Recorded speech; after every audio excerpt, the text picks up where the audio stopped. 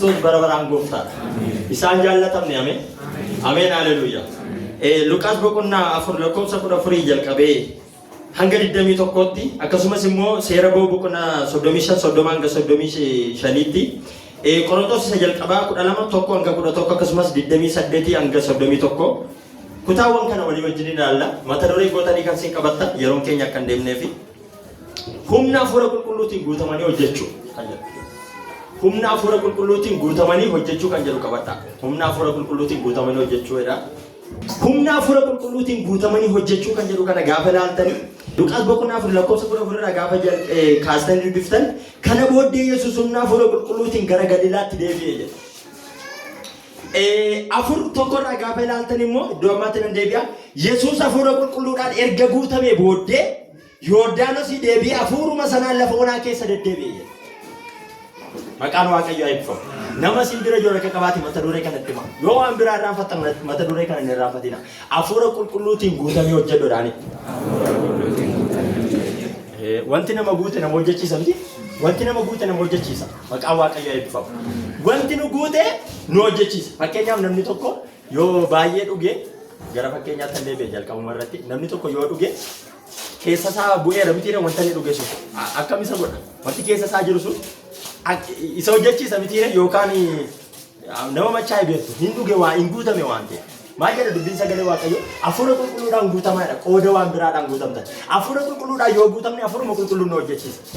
Argitani? Yesuus Kiristoos hojii isaa kan inni hojjetu kan inni seexanaan mormu kan inni lafa onaatti baafame gorfameeti. Hafuura qulqulluudhaan guutameeti. Maqaan Waaqayyoo eebbifamu. Unummoo amma lafa kanarratti dhibbaa nama. Yesuus Kiristoos garuu dhibbaa Waaqaa dhibbaa immoo nama. Garuu hafuura qulqulluudhaan guutameetu deema ture. Hafuura qulqulluudhaan hin guutame Yesuus iyyuu.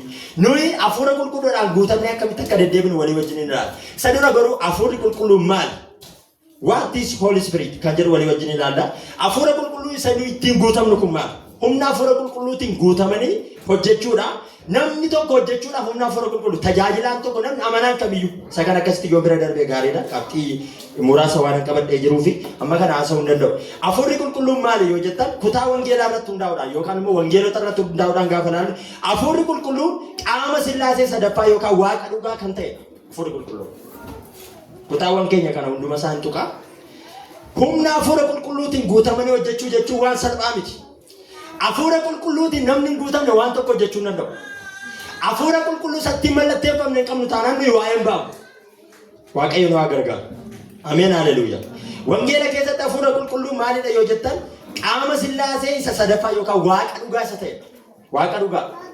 Maqaa abbaa kan ilmaa kan hafuura qulqulluuti. Maqaan Waaqayyoo eebbifamu. Waan sinni bu Yesuus Kiristoos otuu biyya lafaarraa olii fudhatamii kan inni abdachiisaa ture otuu hin du'in iyyuu kan inni dubbate waa'ee hafuura qulqulluu. Maal jedhe bartoota? Ani abbaan kana hafuurri sun akka isin bira buufatuuf inni immoo isin erga ganaa du'a laala. Waa'ee isaa dubbachaa ture bira geenyadhee yaada. Wangeelota keessatti hafuurri qulqulluun humnadha. Hafuurri qulqulluun humna, hafuurri qulqulluun jajjabeessaadha, hafuurri qulqulluun barsiisaa ta'uunsaa macaafa qulqulluu keessatti ibsameera. Yesuus barabaraan gooftaa. Mee laphee keessan qabadhaa gidduutti akkasumatti akkasiin nan dhaggeeffadhe. Maqaa gooftaa Yesuus Kiristoosiin hafuurri qulqulluu jireenya keessan habitu. Ameen. Ameen haleluuyaa. Namni tokko duwwaa jiraachuu hin danda'u. Biyya lafaa kanarra hafuura nama jira.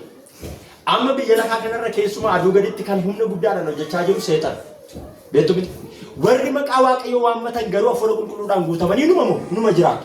Garuu biyya lafaa kana seerratee kan jiru dhugaa dubbachuudhaaf maalidhaa? Isa gad darbatan isa ta'a. Maqaan Waaqayyoo eebbifamu. Isin yoo maqaa koo waammattan ani immoo isinin gargaara biyyi lafaa dukkana isinin jaallatu kan inni jedhu. Amma nuti biyya keenya keessa hin jiru. Biyya ormaa keessa jirra miti. Biyya keenya keessa hin jiru. Garuu hafuura qulqulluudhaan gaafa guutamnu jireenya biyya waaqaraa biyya lafaa irratti jiraanna jechuudha. Waaqayyo immoo nu haa gargaaru. Yesuus Kiristoos barabaraan gooftaadha. Wangeelli Yohaannis waa'ee hafuura qulqulluu bal'inaan kan ibse. Fakkeenyaaf Yohaannis boqonnaa 14 yoo daddaftanii na duukaa deemtan gaariidha. Boqonnaa 15 fi 16 irratti Yesuus waa'ee hafuura qulqulluu sirriitti barsiise waa'ee hafuura qulqulluu. Hafuurri qulqulluun jajjabeessaa yookaan gargaara. Phaaraaqiliitos isa jennu jechuudha. Gargaaraadha hafuurri qulqulluun. Har'a hojii isaa waldaa kiristaanaa keessatti kan hojjetu eenyudha? Hafuura qulqulluu dhabiti. Mee hafuura qulqulluu jedhaa dubbadhaa. Hafuura qulqulluu. Hin dhaga'amu sagalee keessa maal taatan. Mee hafuura qulqulluu jedhaa dubbadhaa. Hafuura qulqulluu. Hafuurri qulqulluu nama hooggana. Kallattii namaa kenna. Maqaan Waaqayyoo bara baraan eebbifamu. Hafuurri qulqulluun jajjabeessaa yookaan gargaaraan afaan Giriikitti paaraakiliitoos jedhama. Gargaaraa yookaan jajjabeessaa kan nuuf falmu jechuudha. Kan nuuf falmu. Ilaalaa egaa biyya lafaa kana keessa teenyee hafuura nu gargaaru, hafuura nu jajjabeessu kan nuuf falmu hin qabnu taanaan nuyi akkam taaname. Akkam ta'a namni nama hin qabne akkam ta'a biyyuma lafaa irrattu hafuura qulqulluu illee dhiisaati akkam ta'a akkam jaal hin yaaddaa bakka wantoota ta'u baay'ee yaadeetu dhiphata namni nama hin qabne namni yoo jiraate akka namaatti nama gargaara hafuurri qulqulluun garuu waaqa dhugaadha isiniin jedhe qaama sillaasee keessaa isa sadaffaadha hafuurri qulqulluun gargaaraa amantootaati ameen haleluuyaa mee dubbadhaa ofirratti hafuurri qulqulluu gargaaraa kooti jedha Hafuurri qulqulluun gargaaraa kooti. Yohaannis boqonnaa kudha afur lakkoofsa kudha jaha irratti ani abbaanan kadhadhaa inni hafuura qulqulluu yookaan immoo hafuura qulqulluu sana isin bira akka jiraatuuf kan isiniif dubbatu isiniif hin kenne hafuurri qulqulluun barsiisaa fi yaadachiisaa hin barsiisa hafuurri qulqulluu. Hafuurri qulqulluu waan baay'eetu nu barsiisa. Hafuurri qulqulluun dhugaa hundumaa barsiisa. Waan Yesuus dubbate hundumaas nu yaadachiisa. Amma kan nuti waan Yesuus dubbate itti yaadannu Yohaannis boqonnaa kudha afur lakkoofsa 26 yoo dhaqxanii dubbifattan waan Yesuus dubbate hundumaa kan nu yaadachiisudha. Kudha afur 26 maqaa Yesuusin nan dubbisaa akkas jedha. Inni isiniif dubbatu hafuurri qulqulluun inni abbaan maqaa kootiin ergu garuu waan hundumaa isin hin barsiisa. Yesuus gaafa kana dubbatu du'eera hin duune ganaa du'atti deemaa jira. Garuu waa'ee hafuura qulqulluu otoo hin dura dubbata ilaala. Kutaa kana gaafa ilaalta. Bartoota kan manni yaadu ilaala.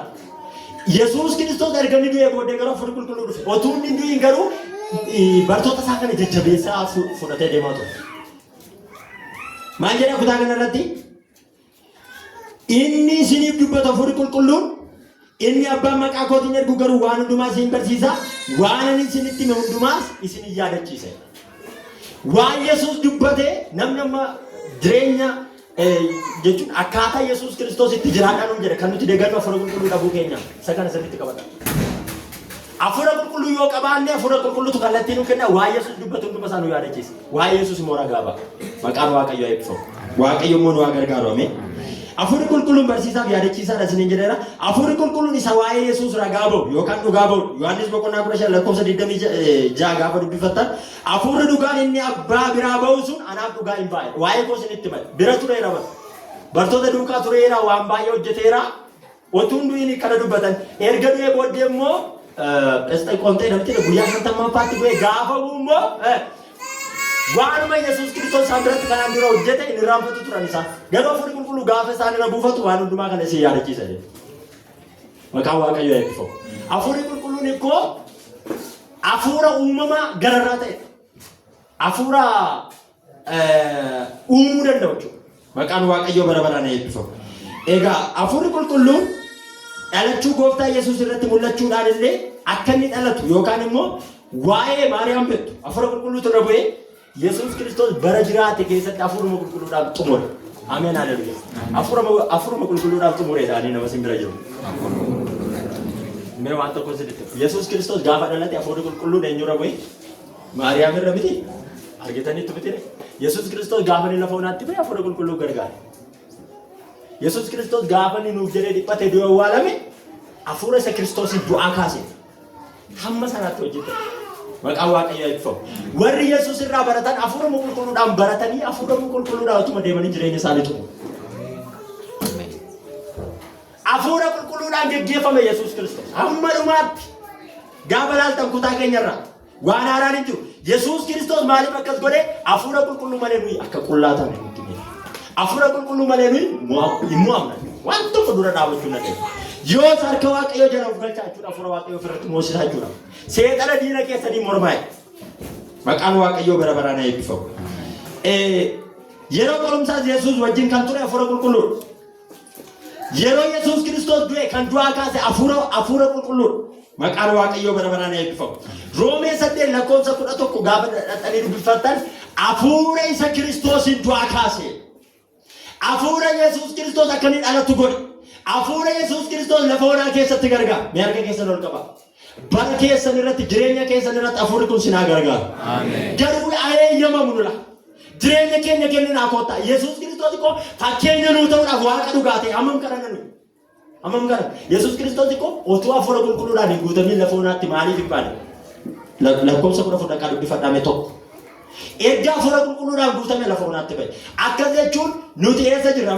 Lafa onaa dhabne. Mi'aanii lafa onaa keessa jira dhaabe. Biyyi lafaa kun lafa onaadha nuuf bahe. Isa kana hiikaa biraatti intini godina translate godina. Lafa onaa keessa jira nuuf hafuurri kan biraa kan hin ta'u tokko jiru. Waan tokko iyyuu lafa onaa keessa jira. Hafuura qulqulluutiin immoo hin musoomna jireenyi keenya. Haala mootummaa waaqayyoo dhiibbachaa deemna malee unuuf hafuurri kan biraa kan nu ta'u jiru. Garuu hafuurri kan biraa jira. Sinitti meera namni tokko dhalatee akkasumatti duwwaa hin ta'u. Gaagura tokko fakkeenyaaf mukarra yoo keessan gaagura jechuun kan kanneen itti galtee dammeessitu jechuudha warri baadiyyaa naannoo jechuudha. Gaagura sana gaafa mukarra keessa maaltu ta'a? Yookaan kan isatti itti galaa? Nagaa waliin. Yookaan maaltu itti gala? Simbirra faatu itti gala. Duwwaa taa'eera? Duwwaa miti. Biyya lafaa kanarra yeroo jiraannu kadhachuu dadhabne taanaan hafuurri kan biraa nutti galee soban qabu. Adattis akkasuma. Mi'aameen jedhaa sammaarratti. Yeroo hundumaa hafuura namatu jiraadha. Namni duwwaan ta'u isin hin jedhan. Gooftaa duukaa deemtu taanaan lola qabda akkuma Yesuus. Lafa onaatti baatu hafuurri sun garuu simmoosisaa deema. Gaaffii seetanii Yesuus hin gaafate guyyaa tokko dubbadhe. Macaafa qulqulluu keessaa fuudhee lafa onaatti gaafate Yesuus. Macaafa qulqulluu beeka jechuudha nu caala. Jireenya keenya beekumsa seexanaaf salphaa. Maal jedhe hafuurri hamaan sun warra Phaawulositti naafa diibatanii. Ati eessaa dhuftee deemu? Phaawulos noo beekaa? Eessaa dhuftee qullaattan bisa gadhiise uffata irratti kenna. Maqaa isaa Phaawulos baasuu jedhanii ifachuutti qaba. Akka keessan ol qaba. Yaa Waaqayyo na gargaare ameen. Yaa Waaqayyo na gargaare. Maqaan Waaqayyoo eebbifamu. Kanaafuu hafuurri qulqulluun Waaqa dhugaa. Abbaa ilmaa wajjin wal qixa maqaa Sillaasee keessatti kan qoodamudha. Ni kan biraan humnaa fi jajjabeessaa amantootaati. Amantoota jajjabeessuudhaaf qajeelchuudhaaf dhugaa hubachiisuuf barsiisuuf kan kenname hafuura qulqulluu. Eebba jireenya kakuu haaraati ni kan biraa. Isa kanarratti dubbachuun barbaada. Eebba jireenya kakuu haaraati hafuura qulqulluu. Maqaan Waaqayyoo eebbifamu. Mee jecha kana dubbadha. Eebba jireenya kakuu haaraadhaame. Eebba jireenya kakuu haaraa. Jireenya kakuu haaraa keessa jira. Bara ayyaana bara araaraa keessa jira nuyi. Akkaataa nuti deddeebinu tokkoof tokko wanti danda'amu yoo jiraate maalidha? Hafuura qulqulluudhaan guutamu. Hafuura qulqulluudhaan geggeeffamu. Namni ogummaa isaatiin hin geggeeffama eeyyee. Garuu namni hafuura qulqulluudhaan geggeeffamu hamma dhumaatti dhaabata. Guyyaa tokko asitti dubbadheera. Kun immoo kan dhufu Waaqayyoon kadhachuuf laphee keenya eeyyamuudha. Ani balbala nan rukutaa. Kan balbala naa banetti olan seenaa hin dhabdi Yesuus Kiristoos. Waaqayyo Waaqa fedhiiti. Kottaa laphee keenya hafuura qulqulluudhaaf eeyyamna. Gana waan baay'ee ilaalla. Hafuurri qulqulluun gaafa sin keessa buufatu kennaa adda addaa sin keessatti facaasa. Yeroo sanatti nu hojjetu. Dandeessanii iyyuu teessan nagaa si qabu. Maqaan Waaqayyoo eebbifamu. Yeroo sana jajjabaattanii dubbattu jechuudha. Yohaannis boqonnaa 3 lakkoofsa 5 gaafa laaltan bishaanii fi hafuura qulqulluu irraa kan hin dhalanne mootummaa Waaqayyootti hin galu. Hafuura qulqulluu of keessaa hin qabnu taanaan nuti haaromfamuu hin dandeenyu jireenya bara baraan qabnu jechuudha. Humna hafuura qulqulluu jechuun maal jechuudha ree? Humna hafuura qulqulluu jechuun humna uumamaa ol ta'edha. Kan Waaqayyo amantoota isaatiif kennuudhaan isaaniin hojjetu. Amantootaaf kenna, amantootuma sanaan immoo hojjeta Waaqayyo. Kan amantoota yookaan nuyi barsiisu, kan nu jajjabeessu, kan tajaajilaaf yookaan hojiif nu qopheessu maalidha? Hafuura qulqulluu. Mee hafuura qulqulluu jedhame ammas dubbachuudhaaf, kadhachuudhaaf, adeemuudhaaf, ramnee ka'uudhaaf, jireenya keenya guutumaa kan maneef godhu maalidha? Hafuura qulqulluu. Yoo hafuurri qulqulluun nu keessa jiraate nagaa qabna, yoo nyaanne nutti tola. Maqaan Waaqayyoo eebbifamu. Garuu hafuurri kan biraan diinni keenya. Yesuus waa'ee hafuura isa kan biraa dubbatee ture. Jireenya amantoota keenya keessatti fedhii Waaqayyoo akka raawwannuuf dandeettii nuu kenna hafuurri qulqulluun. Namni tokko akkasumatti fedhii Waaqayyoo raawwachuu hin danda'u. Garuu hafuura qulqulluudhaan geggeeffamee fedhii Waaqayyoo raawwachuu danda'a. Daawitiin maal jedhe Waaqayyo? Nama akka garaa koo fedhii koo raawwata jechuusaati. Sababiin isaa hafuura qulqulluutu irra buufata. Waan tokkoon sanitti Waaqayyo bara keessatti macaafa qulqulluu jalqabaa hanganumaatti gaafa dubbifattan namoota gaafa waamu maal godha? Hafuura qulqulluu irra buusa jalqaba. Argitanitti miti? Hafuura qulqulluutti kenna. Saamu'eelin ilaala. Mana Eelii keessatti Saamu'eel jedhee waama. Phaawulosin ilaalaa saawwan isaa hinaaftichi karaa irratti itti dhufu. Inji jira waaqa jireenya isaa kana booddee fudhatee qajeele booda qulqulluu. Maqaa Waaqayyoo eebbifamu. Mee kennaan erga keessan gara Waaqayyoo. Maqaa Yesuus Kiristoos Waaqayyo gooftaan maccaa ganama kana hafuura isaatiin waan gochuun isiniif ta'u isin agarsiisu. Karaa isinirra deemuu isiniif ta'u isin hubachiisu. Isa kana jireenya namaati. Saawwan isa Waaqayyoo mee dhumarra tuffate maal jedheen raajiin itti raajame maal jedheen ati hin deemtaa kutanni raajotaa tokko sitti dhufu hafuurri qulqulluun sirra bu'a jijjiiramte nama kan biraa ta'e achi jalqabee mootii ta'e. Waaqayyo gaafa namoota waan hojjetti kan hafuura qulqulluun irra kaa'u. Hafuurri qulqulluun sinirraa buufatu. Maal ta'a yoo hiitanii amma hin jettan. Ani hafuura kan biraa sinii kadhachaa hin jiru. Hafuurri qulqulluun jireenya keessan buufatu. Hin bareeda manni keessan, hin bareeda jireenyi keessan hafuura qulqulluudha. Hallelujah. Waaqayyo wajjin haasaa deemtu utuma hojjettanii utuma karaarra deemtanii yaadni keessan hatamaadha yeroo hundumaa mootummaa Waaqayyo yaaduu dandeessu. Kanarraan kan ta'e biiftuu gaditti hidhamatti keenya. Humna hafuura qulqulluu malee wanti ta'u kamiyyuu hin jiru. Yesuus bara baraan gooftaa. Humna hafuura qulqulluutiin yoo guutamne ishee jettu qabxee kennuun barbaada. Amma kan haasa'e. Humna hafuura qulqulluutiin yoo guutamne tokko hafuurichumaan geggeeffamu waan biraan miti. Hafuurichatu nu hooggana. Faallaa kana humna hafuura qulqulluutiin yoo hin guutamne hafuura kan biraadhaan hoogganamna jechuudha. Isa kana Waaqayyo naa oolchu. Ameen naa jedhaa kana. Isa kana Waaqayyo si naa oolchu. Humna hafuura qulqulluutiin yoo guutamne ittiin geggeeffamu. Sinitti meera. Namni tokko yoo dhugee wanta keessa isaa jirutu isa bitirtirsaa isa hoogganuutti ka'a. Isa inni dhugee isa keessa isaa jiru sanatti isa hooggana malee akka yeroo nunnee miti. Namni gaafa machaa akkam ta'a. Ergalii ta'eeti bara wantichi ergalii ta'e hojii hojjeta. Hafuurri qulqulluu yoo si keessa buufate hojii guddaa sin hojjeta. Ergasii dhiqee booddee jireenya keetti fayyadamu. Inni kun anarratti sin irratti ta'u. Hallelujah. Maqaan Waaqayyoo eebbifamu. Luqaas boqonnaa afur lakkoofsa tokkoon galama gaafa laaltaa Yesuus Kiristoos hafuura qulqulluudhaan hoogganamuu isaati. Luqaas boqonnaa afur lakkoofsa 14 iddoo amma dubbifanne gaafa jalqabdan ilaaltan iddoo jalqaba dubbifanne kutaa sanatti yoon deebi'ee dubbise natti tola. Kana booddee Yesuus humna hafuura qulqulluutiin Galiilaatti deebi'e. Maal tokko inni Galiilaatti deebi'u godhe? Hafuura qulqulluu ittiin hoogganamaa jira. Gara Galiilaatti deebi'e hafuura qulqulluutti isaa ajaje. Kudha afur lakkoofsa tokko immoo hafuura qulqulluudhaan guutamee jedhe hafuuruma sanaan gorfamee eessa dhaqe? Lafa onaa dhaqe. Gaafa hafuurri Waaqayyo nu keessa buufatu akkasumatti hin ta'e. Hojii Waaqayyo waldaa hundeessuudhaaf Waaqayyo kallattii nu kenna, humna nu kenna. Maal hojjechuu qofaadha malee iddoo kallattii sii kenna. Karaa irra baatu sitti himaa.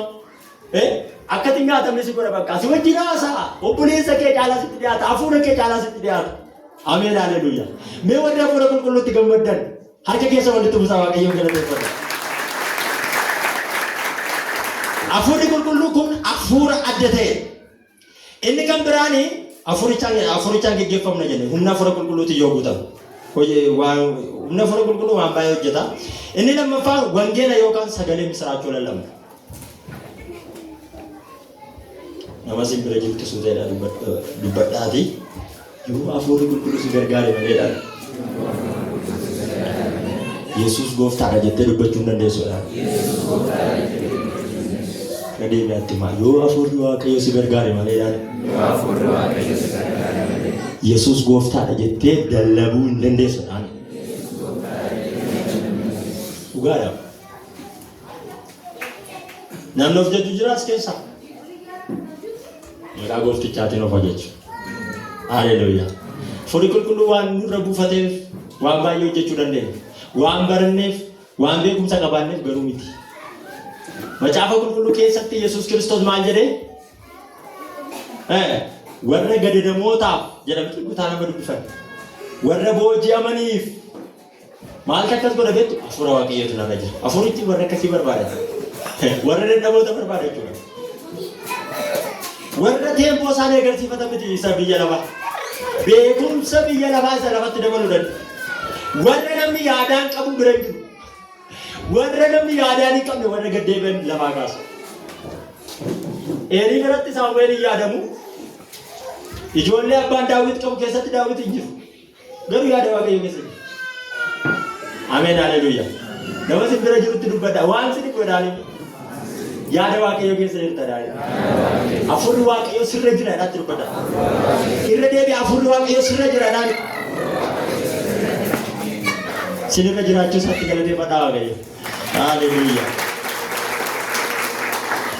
wangeelli erga Yesuus ol ba'ee booda namtiin akka barreeffame erga Yesuus ol ba'ee booda barreeffame akka barreessitoonni tokko jedhanitti Yesuus Kiristoos kan inni ol ba'e bara 33 jedhu sagara qabatamaa dha deemite waan dubbisee sitti maara malee achi booda wangeelli jalqaba barreeffame wangeela Maarqos inni immoo erga Yesuus ol fudhatame waggaa 30 booda barreeffame Yesuus waggaa 30tti ol fudhatame jedhamee yaadama 30tti dabala 60 ta'a miti wangeelli jalqabaa Maarqos 60 jalqabee barreeffame wangeelonni arfan isaanii hanga 85 hanga 90 gidduutti barreeffaman jedha 60 hanga 90 gidduutti maqaan waaqayyoo eebbifamu maaliifan kana kaase beektu Yesuus ol ba'e namoonni garuu sagalee misiraachoo lallabuutti fufan namoonni garuu macaafa barreessutti ka'an maaltu isaan gargaara afur qulqulluu otuu afurri qulqulluun hin jiru ta'e kana beeknaa nuti jiraa kun wangeelli kun jiraatu afurri qulqulluun hin jiru ta'e maal dubbatan wangeelli kun caafanii qulqullaa'an geggeessaa hafuura waaqayyooti maal ta'e barreeffame balleessaa hubachuudhaaf barsiisuudhaaf leenjisuudhaaf isin taa'e maqaan waaqayyoo eebbifamu warri kana barreessan ikkoo hafuura qulqulluudhaan hoogganamaniiti hafuurri qulqulluu Yesuusin akka beeknu godhe jiru wangeelli mootummaa waaqayyoo kun akka inni barreeffamu godhe yaada namaa hooggana jireenya namaa hooggana gaafa sana namni wixxifatee barreessa inni hoogganamaa jira waan ta'eef maqaan waaqayyoo eebbifamu inni kun mana keessan jireenya keessan abjuu keessan tajaajila keessan dhuunfatu isa kana barbaada baqa hafuura qulqulluudhaan hoogganamuu waan salphaa miti yeroo hundumaa si wajjiniin haasa nama baay'ee sitti maxxanee si gargaaru gaafa inni si biraa deemu imimmaan buuftee boosse hafuurri qulqulluun garuu yeroo itti raftu yeroo itti kaatu yeroo wantoonni si nyaatan yeroo leenci saafeli naannee yaadu yeroo itti argite si gargaaru hafuurri qulqulluun gara kee yaaduuf elaa boollatti duute keessaa kan si baasu elaa waan keessatti dhugame keessaa kan na baasu hafuurri qulqulluuti hafuurri qulqulluun gaafa dhufu jireenya haaraa si jalqabsiisa jireenyi kakuu haaraa hafuura qulqulluu malee jiraatamuu hin danda'u sinii galeera waa'ee Yesuusin dubbannu turre otoo hafuurri qulqulluun hin jiru ta'e namoota sammuu isaanii keessa guutee kana barreessan waa'ee Yesuus Kiristoosin jajjabinaan dubbachuutti kaane waa'ee isaa lallabuutti kaane Yesuus Kiristoos waaqa dhugaadha akka nuti jennu kan godhe hafuura qulqulluudha ameen haleluuyaa sagalee keessan baasaati hafuurri qulqulluun waaqa dhugaadha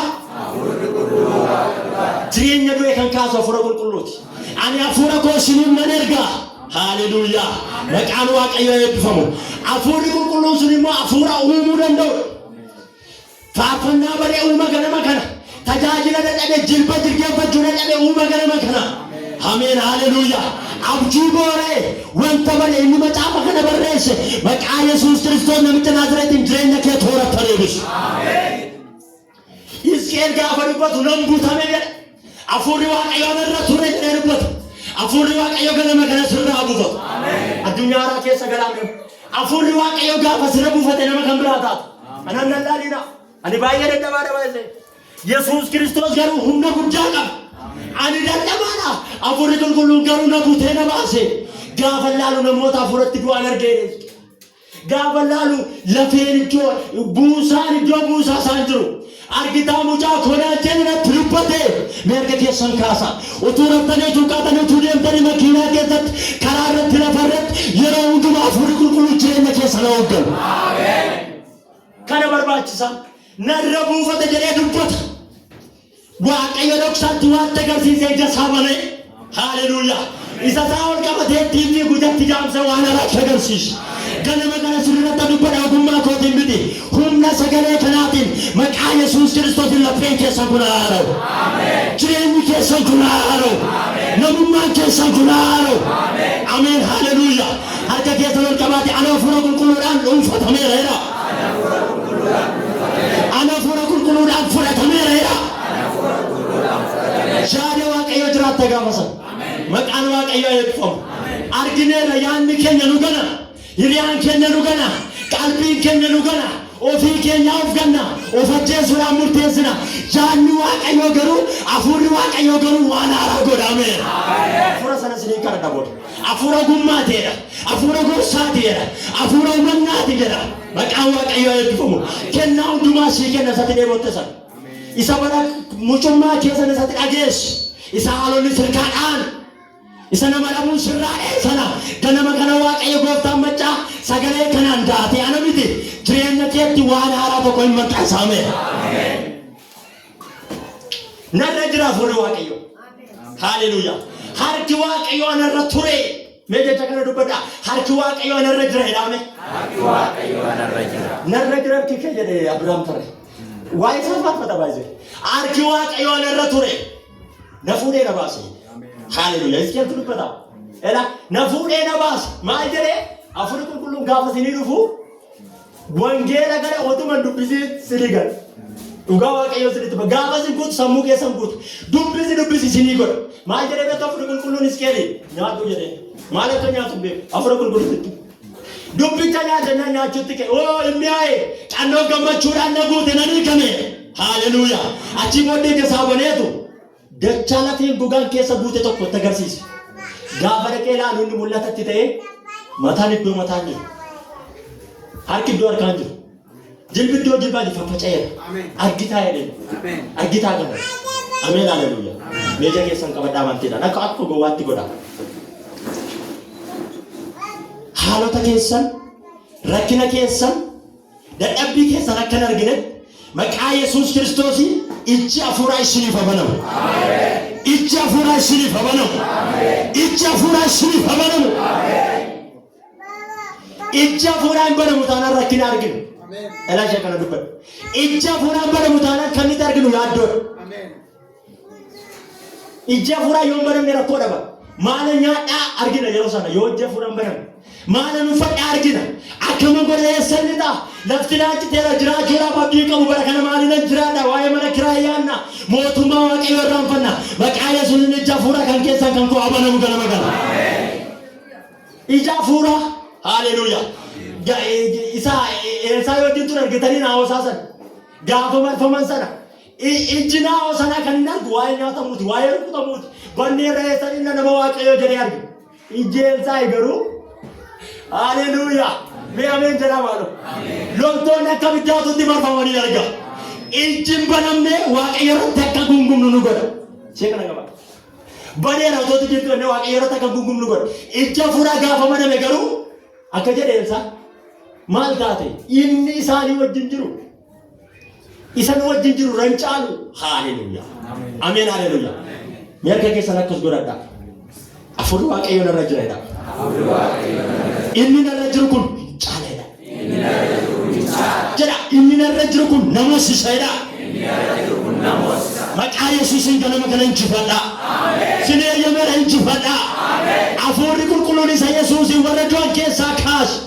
Jireenya kee tajaajila kee haa kaasu. Maatii kee rakkachaa jiraniif hafuurri qulqulluu haa dhaqu. Ameen. Waan hin danda'amne hojjeta hafuurri qulqulluun. Waan hin danda'amne durbatudha. Waan hin danda'amne akkamiin godha jennaan hafuura koosi golgoo baye. Sinirratti dubbadha faarsa 91. Elaa namni golgaa isa hundumaa danda'u keessa buufatu gaaddisa bobaasaa jala hin jiraata'edha. Ameen haleluuyaa. Hafuura kanaan golboobama. Hafuura qulqulluudhaan golboobama. Hafuurri qulqulluun mana keessa maatii keessa na golboobu. Gaafa sana yoo guftan iyyuu hin cabdan. Ergamoota isaa isiniif erga. Isin gargaara. Maqaan Waaqayyoo bara baraan eebbifamu. Yesuus Kiristoos bara baraan gooftaa. Haleluuyaa. Nu wajjin jira Waaqayyo.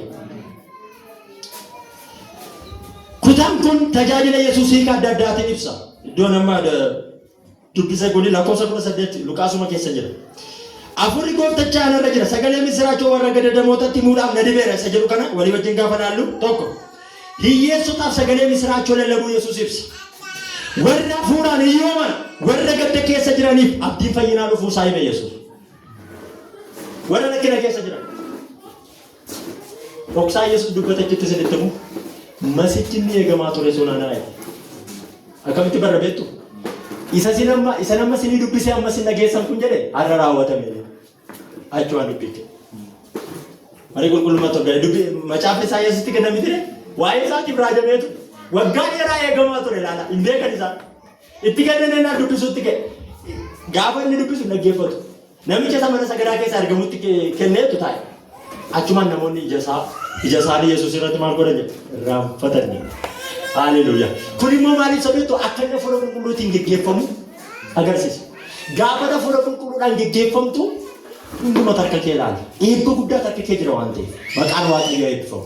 Achi booddee isa sin amma dhageessan kun har'a raawwatamee jedhe akka jettu waa'ee ofii isaatiif Isaayyaas dura raajee har'a ta'ee jedhe.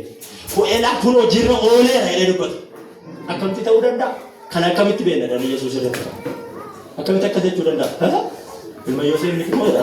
Jira gaafa keessatti dubbata. Achumarra jiraan kun. Ela kuni ilma Yoosef miti moo lakkoofsa 22 dhagaa dubbisaa. Kan isaanitti deebi'a. Inni taanu hiyyeessotaaf sagalee misiraachuu lallabachuu warra hafuuraan hiyyooman. Hafuurri qulqulluu warra akkasii barbaada. Haleluuyaa.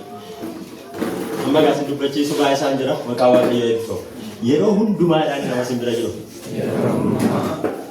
Hafuuraan hiyyeessa ta'edhaan. Torban irraa lallabamee qabdi. Lallabamee qabdi. Gadaa jira maaliif dhumne? Maaliif dhumne? Attima. Hafuuratti hiyyeessota waan taaneef jette. Waaqayyo ishee eebbisu hamilee kennaa biyya walitti fudhataa biyyi hirmaatte. Maaliif rakkoo maalii qaba? Eeshi kan biraa maaliif dhumne?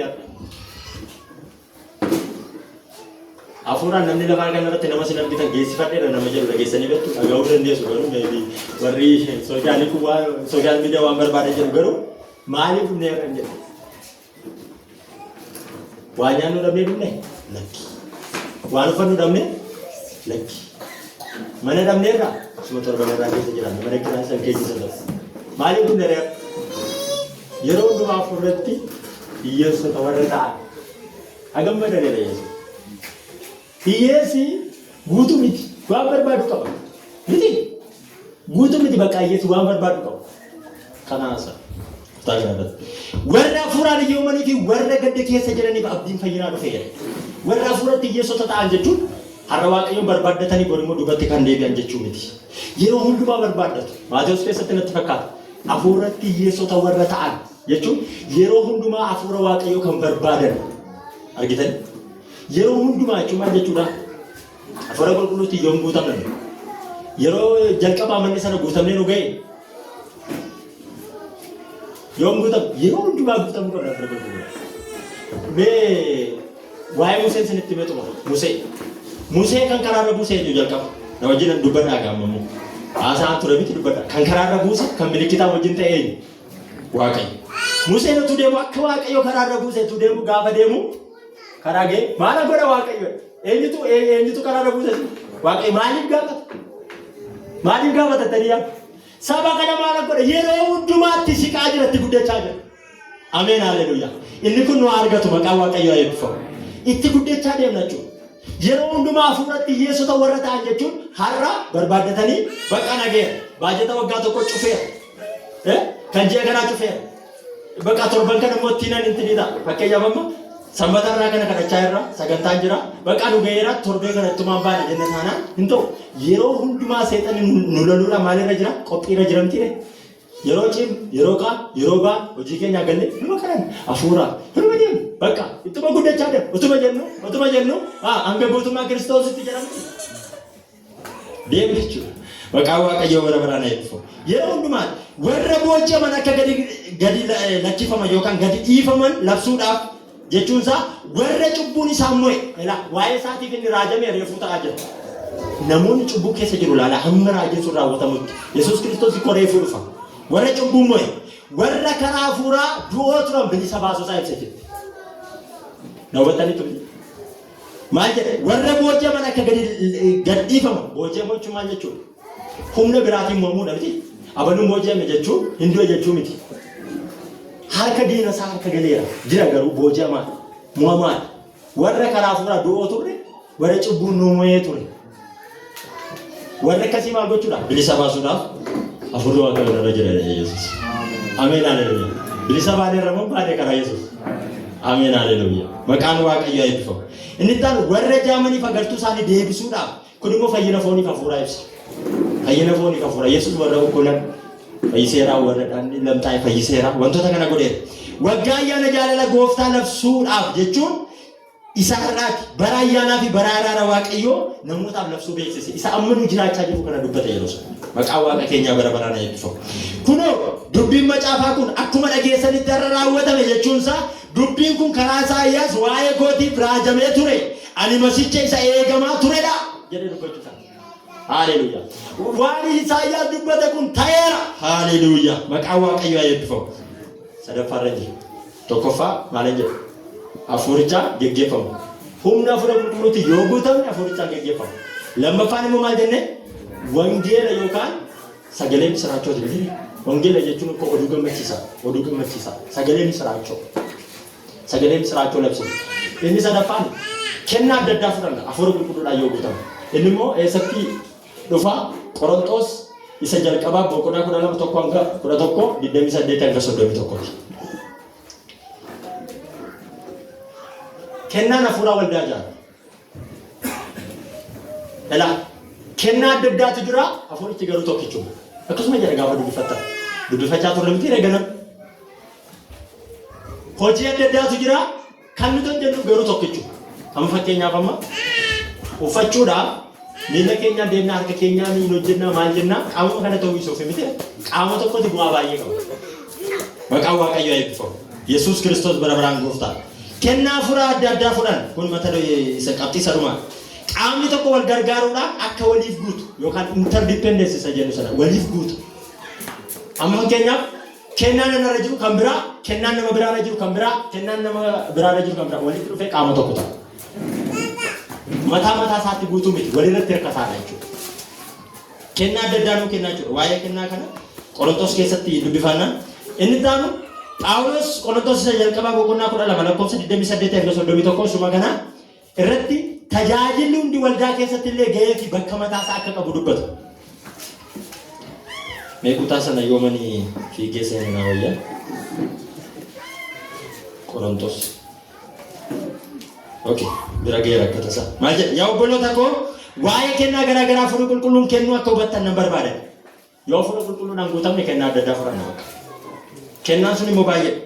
Isin ammallee saba waaqayyootu hin ta'in duratti karaa irraa kaachifamtanii gara waaqayyootii tolfaman warra duudaatti warra nageenya waaqayyoonni tolfamaa jechuun itti iyyuu garuu deebii hin qabu.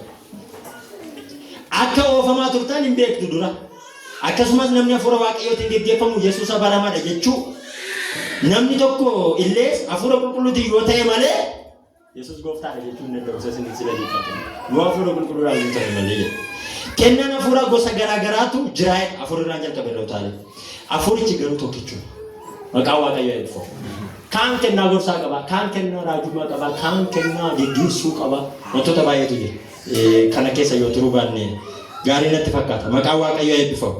Garuu kan inni irratti dubbachuu barbaadu Qorontos jalqabaa 12:28-31 deemaa hundi keessatti. Qorontos isa jalqabaa boqonnaa 12:28-31 gaafa ilaaltan waldaa keessatti gahee fi kennaa gahee fi bakka mataa isaa akka qabu ka'a. Kutaan sun baay'ee na dhibaa ture dana dubbisee dana. Maal jedha beektu? Tokkoffaa irratti dubbisu.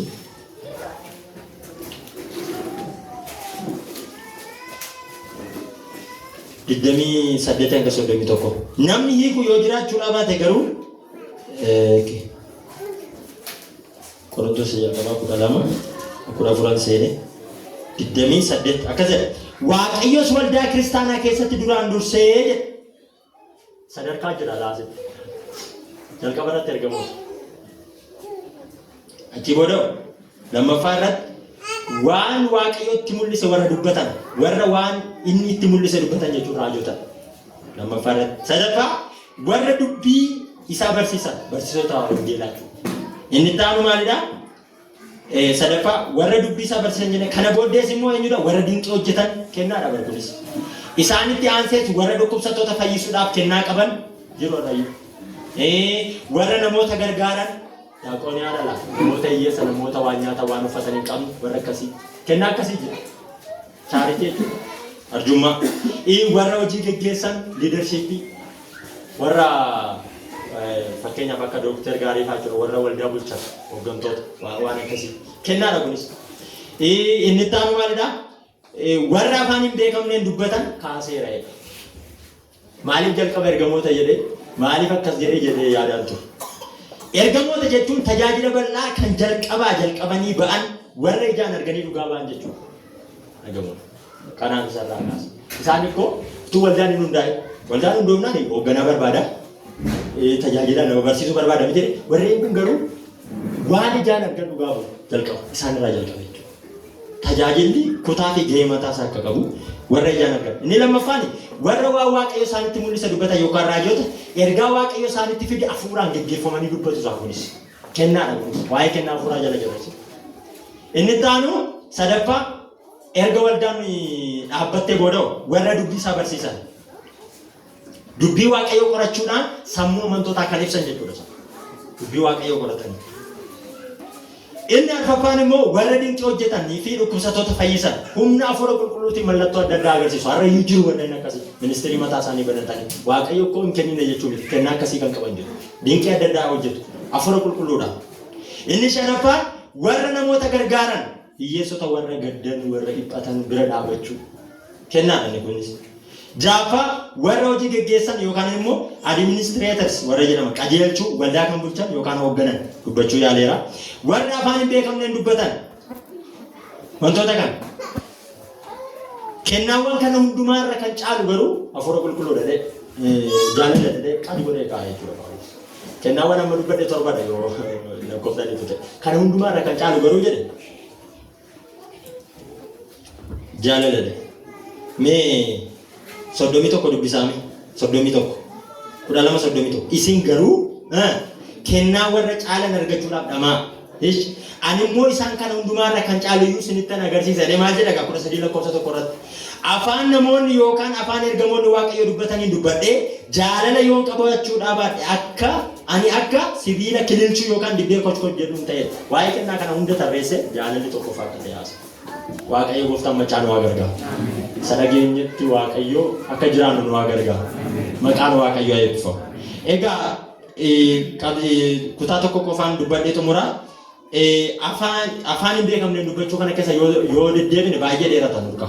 Sababiin isaa afaan haaraan kun akkamidha macaafa qulqulluu keessatti bakka meeqatti qoodama inni hojii ergamootaa boqonnaa lama afaan biyya lafaa irratti dubbatamu.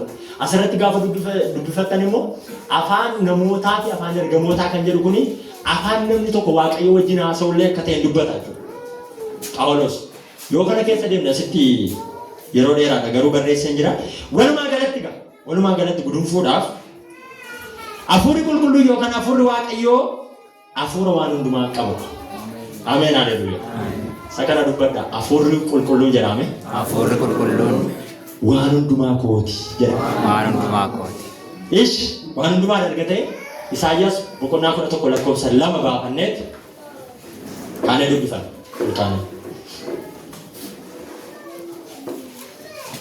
Lafa ol kaane dubbifanneet maal qaba?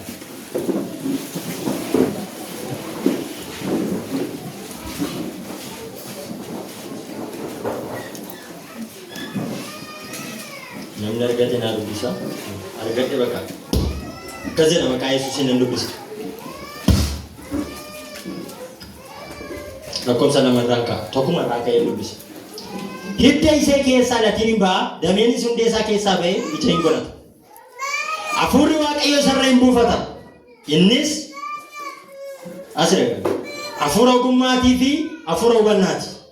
Hafuurri waaqayyo kun hafuura hubannaati, hafuura ogummaati. Hafuura gorsaa fi hafuura humnaati. Sakana kana dhaga'amu. Maqaan waaqayyoo eebbifamu. Itti dabalee maal jedha? Hafuura beekumsaatii fi hafuura sodaa waaqayyooti. Waan meeqa dubbata? Waan ja'a. Hafuurri waaqayyoo kun hafuura maaliiti? Hafuura ogummaa, hafuura hubannaa, hafuura gorsaa, hafuura humnaa, hafuura beekumsaa, hafuura sodaa waaqayyoo. Kana keessaa waan adda qabu. Wanti jirre jiraas keessa hin jiru. Hafuura humnaa, hafuura beekumsaa, qajeelchuudhaaf, hafuura gorsaa, deebisuudhaaf jechuudha. Hafuura hubannaa waaqayyo kana nuuf kenna. Ameen haleluuyaa. Sagalee keessan baasaatii ameen jedhaa maal? Sabni hubannaa hin qabne hin galagala miti. Macaafni qulqulluun akka jedhe afurri kun garuu afura humnaati. Afurri kun garuu afura hubannaati. Afurri kun afura ogummaati. Afurri kun afura sodaa Waaqayyooti. Keessumaa bara kana keessa nu barbaachisa. Maqaan Waaqayyoo bara baraan eebbifamu. Room 35 hanga 38 Bazaayilii fi ilma Uurii akaakayyuu Huur maqaa isaa dha'ee ogummaa waan garaa garaatiin miidhagsa. Waan tokko isinitti mee walii wajjin kadhadha. Barattanii ogummaa qabdu? Barsiisota, dookteroota, injiineroota waan fedhan ta'a, waan feetan hojjedha, hojii mataa keessanii hojjedha, hojii kalaqa mataa keessanii hojjedha. Kennaa Waaqayyooti. Ameen. Haleluuyaa. Ameen haleluuyaa. Mee dubbadhaa beekumsi koo jedhaa. Dandeettiin koo. Ga'umsi koo hundumtuu. Kan Waaqayyooti.